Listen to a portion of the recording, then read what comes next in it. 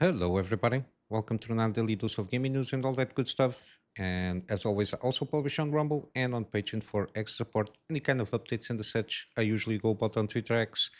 This week we're still no gameplay series yet. Hopefully, I can manage to shuffle around things to start a new series starting next week, Monday, hopefully. But until then, we'll have the gaming news program. Other than that, just a quick reminder: we got completely gameplay series here already in playlist in the front page of the channel there. So let's go to the news. Similarly, we've been seeing some movement on the deep side of stuff regarding probably what we can expect RDNA 5 or UDNA 1 or UDNA. Again, the naming scheme is still not properly settled, it seems, or even from Intel, from Battlemage, and even from Celestial. We've been seeing some movement in stuff like these databases and the such. Again, there is, uh, at least officially, of course, there is no naming scheme developed there for the architecture, especially on the AMD side here. Again, what it is expected at on that side is probably everything will be denominated as UDNA. I don't know if they're going to distinguish how they are going to distinguish between the CPU and GPU side of things, because supposedly everything is to be worked together within that same unified framework. Um, Probably we'll be seeing UDNA one. I don't know. I'm not sure if we're going to see, for example, RDNA 5 and even on the Ryzen front, if it's going to be continued to call Ryzen. But there seems to be some movement on these databases, probably some stuff already in, I don't know, early development and testing phase there, which is a good sign that things are going forward. And from the Intel side of things, especially on the GPU side of things, because it's been a little bit finicky. They launched the Alchemist lineup. The Battle Mages supposedly have launched. We still need to see if they're going to launch the remaining stuff, or at least announce something on Computex, which is this weekend, if not mistaken. But there is seems to be some movement here in terms of again, this is in databases and as such. Again, some people go around and check if there is anything like that. There is some movement supposedly on already on Battlemate. There is the Druid one, the Celestial, and again Battlemate supposedly will be seeing some things. I suppose in Computex in terms at least announcements, hopefully. Um, and also not only from database, but sometimes open source library patches and the such. Again, there is some always some things on the code that um, leave the opening for people to check out and see there is some movements in certain aspects of these companies here, especially on the side of when it comes like updated libraries and patches in some code, that there is this to distinguish the what again what we can see and try to I don't know infer regarding that. But regarding Intel specifically, it seems that we're going to have something there because again, before I record the episode, I try to check stuff just before recording, and it seems that Intel is replying to on X at least, people asking again where is going to have the B770s, and they always are saying now stay tuned, stay tuned, stay tuned, which indicates that something might come up on Computex. Similarly, there is a lot of rumors regarding a pro GPU. I think more turned to LLMs stuff there, and professional workloads. Usually, these ones come with more VRAM. Um, but there is also some possibility of a B5080 dual GPU thing. But this one is a little bit finicky because supposedly it's just one brand that it's doing a GPU with dual chips. I don't know if it is turned to more professional workloads or if it's something that it's kind of experimental. It's possible. I don't know how well it works, because again, Intel has a little bit the TIE philosophy that is being using now mostly on APUs. I don't know how well this can be integrated by just connecting on a PCB to GPUs chips and probably just double the power there. I'm not sure, but according to those rumors, supposedly this is only one AIB partner that is tweaking around with this. Nothing coming from Intel regarding this, but yeah, it's a little bit finicky. But it's rumors that I saw here and there. But yeah, probably we'll be seeing at least an announcement of the rest of the battle match. Again, Intel has been in a lot of tough spots there, not only from the CPU side of things, especially for the 13 and 14 gen CPUs, but also the latest that they have, the 200, the Core 200 lineup there. It's not that high performance, especially from the 14th gen there. But it seems that they basically patched a little bit in terms of the brute force of just um, put more power to get more performance. I think they solve a little bit that thing there. But again, let's see how they deal with that, and also in terms of the GPU side of things. Hopefully, it will improve a little bit more than they have from the Alchemist to the Battle Mage, so we can start see maybe a little bit of competition, at least not only on the entry level, but medium and possibly higher hands in terms of GPUs for DIY consumers. Again, any kind of competition is at the end is always good for us. Hopefully, Intel can manage that. And again, with UDNA regarding AMD, I forgot to tell that again, supposedly with this now after RDNA 4, with RDNA 5 UDNA, again, they don't even know officially how they're going to code name that. Supposedly, they're going to again go for the high end in terms of performance on the GPU side of things. So it's going to be interesting to see if Intel can match the Celestial launch, because it seems they are working on that also. And then we'll see what can expect RDNA 5 and then the 10,000, no, the 6,000 series from NVIDIA, because NVIDIA, I think he needs to put this shit together if they're going to have a similar launch. If they don't correct on the refresh side of things of the Blackwell lineup there, if they don't correct the issues and have a good launch on their mid refresh of this Blackwell, I think they might lose even more market share. And again, correlating that, if I don't think we're going to have. I don't foresee at this moment having like already a mid refresh from AMD, but on the next series of launches of GPUs from fresh lineups, again, maybe if AMD can really go and go toe to toe with the high end of the NVIDIA in a certain degree, at least in terms of price to performance, almost similar like they did with the 7900 XTX and the 48-ish there. If they can't do something similar there and deliver good results, especially with given that they already have now a good technology in terms of upscaling to improve performance, let's say. I don't know. Maybe NVIDIA really needs to start take caring of their AI clients, or else the leftovers of the AI accelerators will have no place in the market to a certain extent. Because again, I don't see them very worried at this moment in time, even though AMD in certain markets is gaining some slices of the market share, uh, taking that from Nvidia. So yeah, hopefully we'll see competition continue to brew, and hopefully by the end we all gain by that.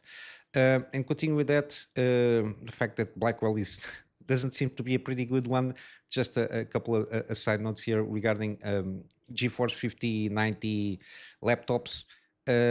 Basically, they perform the same.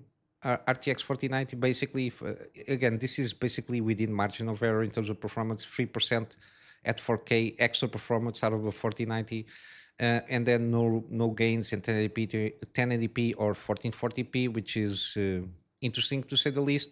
Again, even though supposedly the 5090 consumes less power, I think here, usually I watch Jared's Tech YouTube channel. He does basically exclusively laptop reviews, and he is pretty good at it.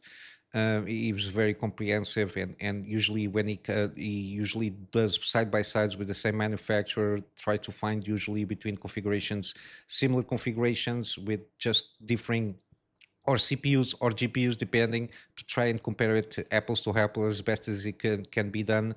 But yeah, this doesn't look good. Uh, the fact that the RTX 5090 has supposedly more has more 8% CUDA cores and 50% more VRAM and 55% more memory bandwidth.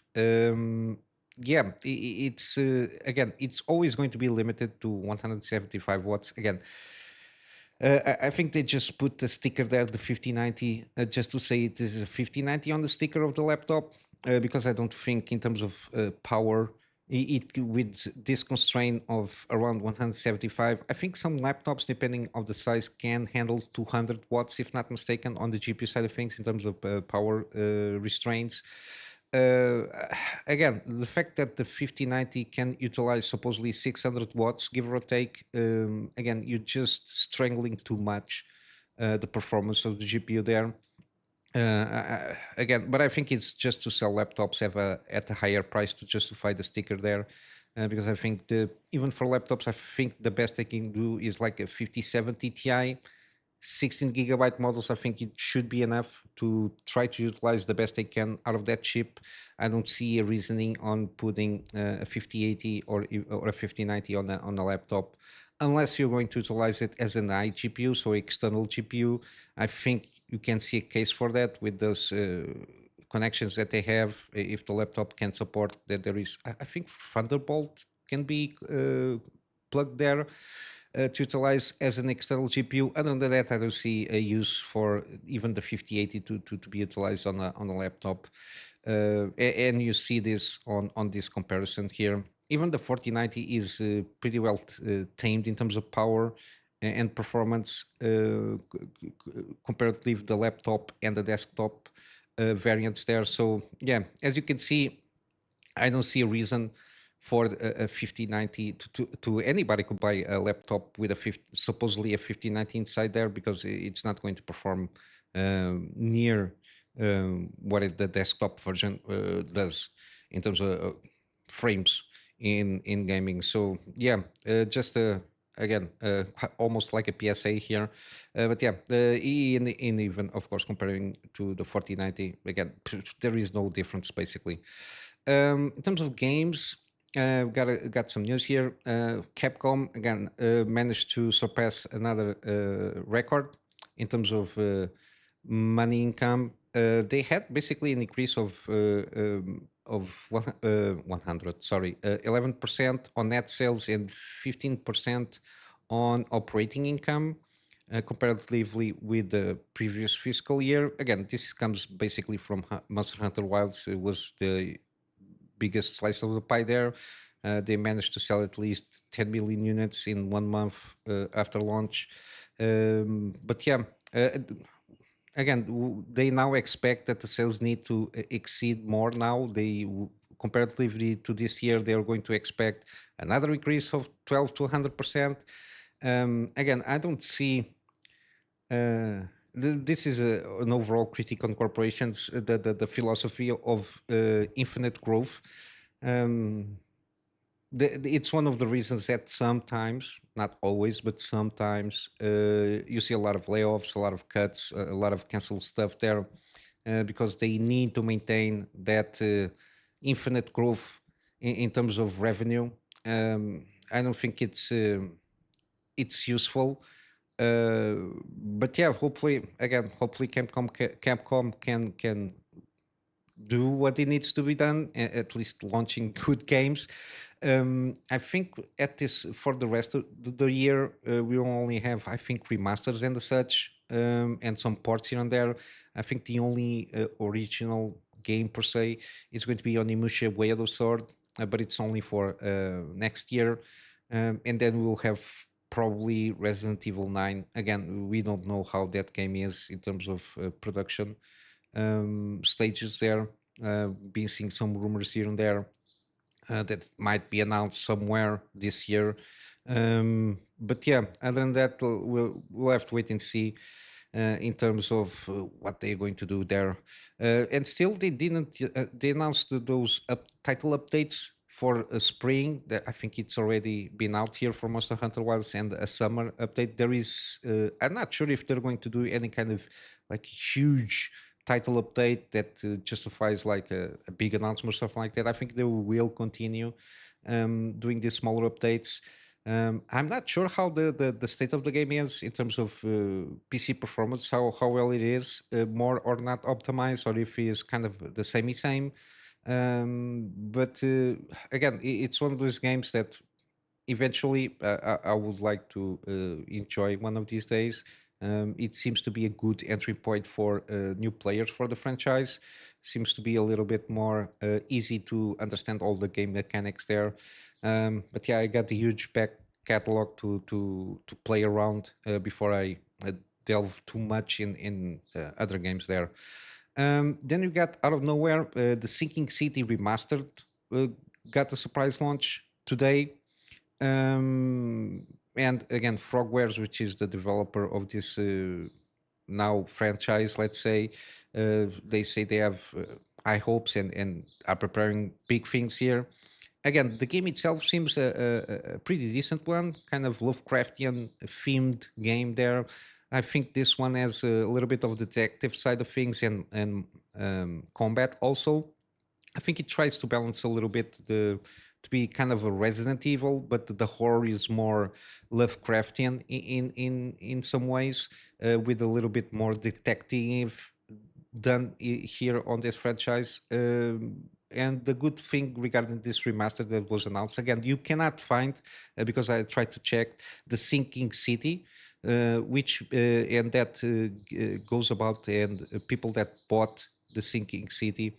This remaster is an update for free because I assume they replaced the Sinking City by the Sinking City Remastered. It seems to be the updated visuals because they updated for Unreal Engine 5. I think it's got a little bit better lighting. Supposedly they did some tweaks on the quality of life there. I think the gameplay mechanics seem a little bit smoother. I think from the trailer that they launched there, accompanying with the remaster. And at this point in time, is 50% off, so around $20 on Steam for a few days. And again, the 4K textures and improved reflection also. And it got support supposedly DLSS, I think FSR 3. I'm not sure about FSR 4. And again, given that it's Unreal Engine, got TSR upscaling also.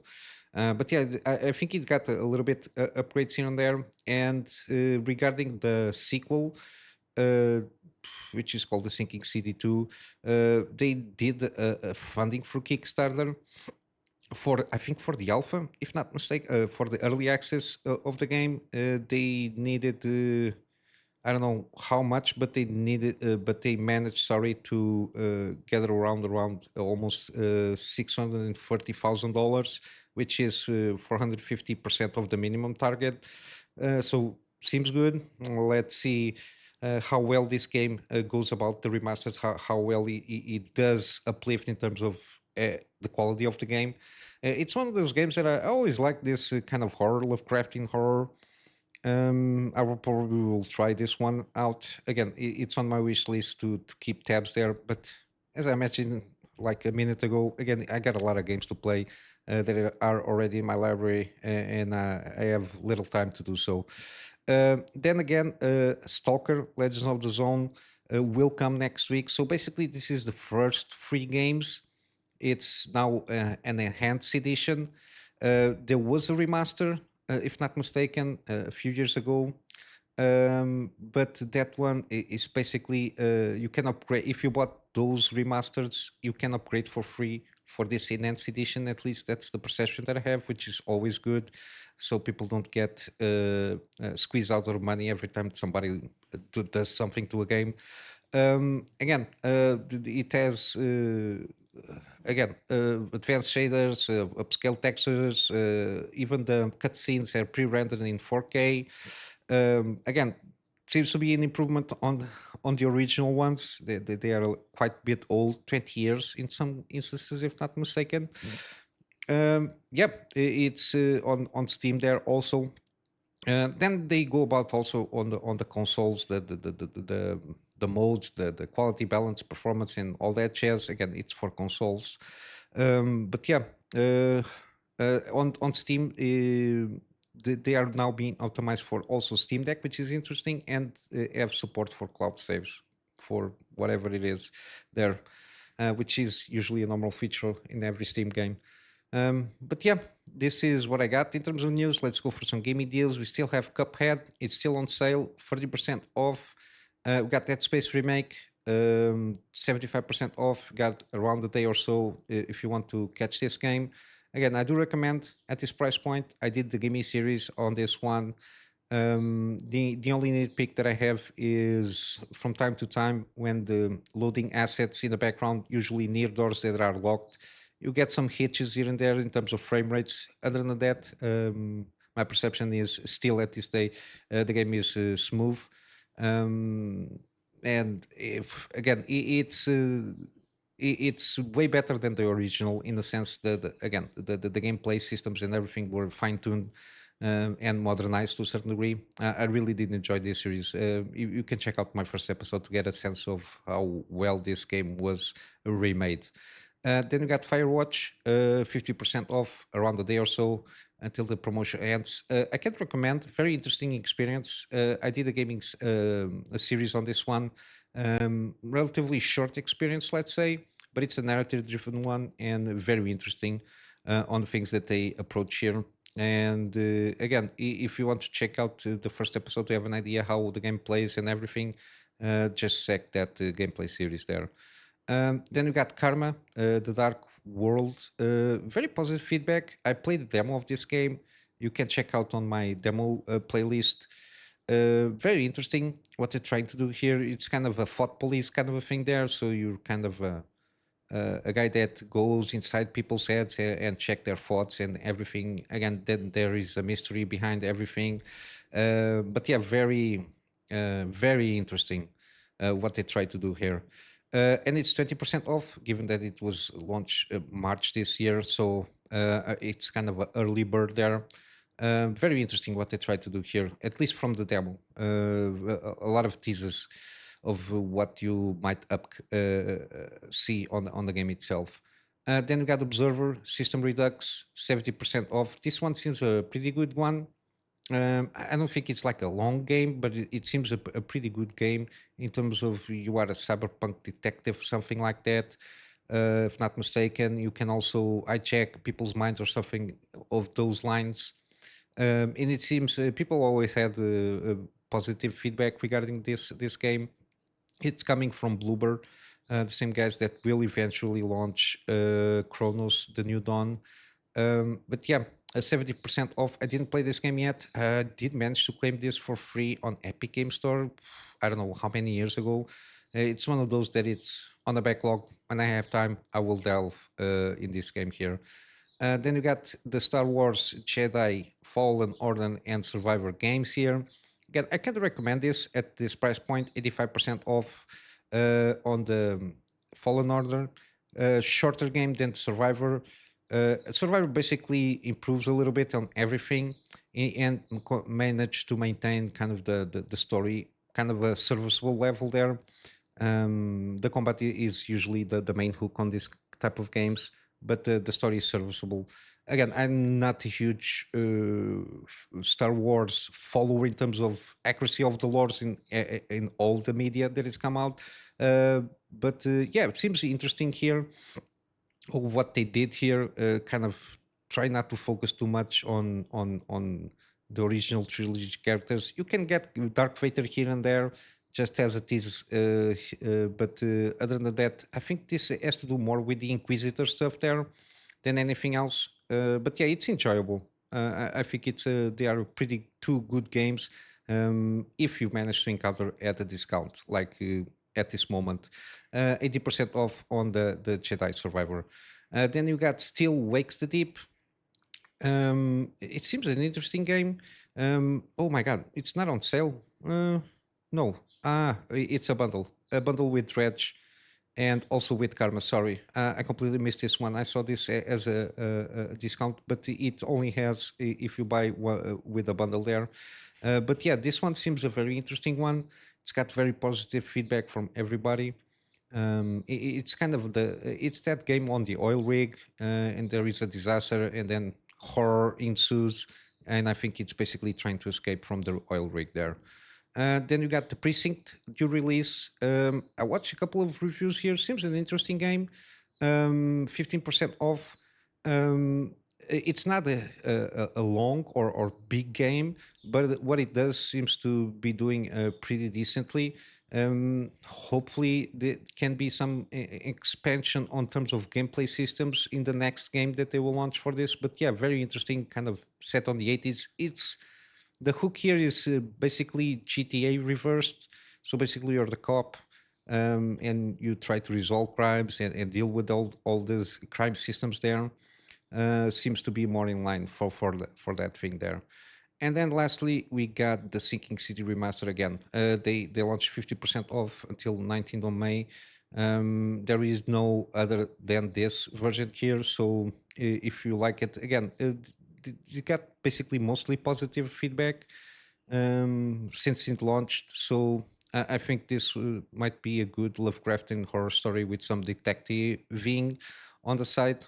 But yeah, for that, I will wrap up here with a plug on my Patreon as usual for access support. The access support is more aligned for me to try and get around and see if I can get a better storage solution so I can have backups of the stuff that I do for my clients.